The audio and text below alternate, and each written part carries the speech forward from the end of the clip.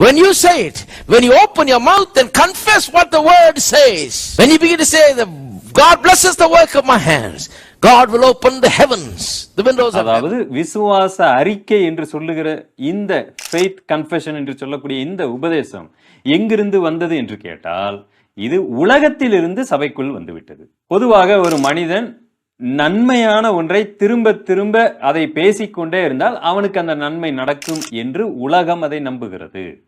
அவன் எனக்கு ஒரு நல்லது நடக்கணும், நல்லது நடக்கணும், நல்லது நடக்கணும் என்று நம்பிக்கொண்டே இருந்தால் அந்த நல்லது அவனுக்கு நடந்துவிடும்.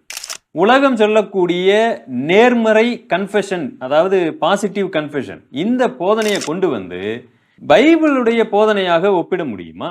ஏதோ மந்திர சொல் போன்று நாம அதை திரும்ப திரும்ப சொல்லிக்கிட்டே இருக்கணும், அப்ப ஆண்டவர் அதை எனக்கு ஆசீர்வாதமாய் மாற்றி விடுவார் என்பது பயங்கரமான ஆபத்தான கள்ள போதனையாய் இருக்கிறது.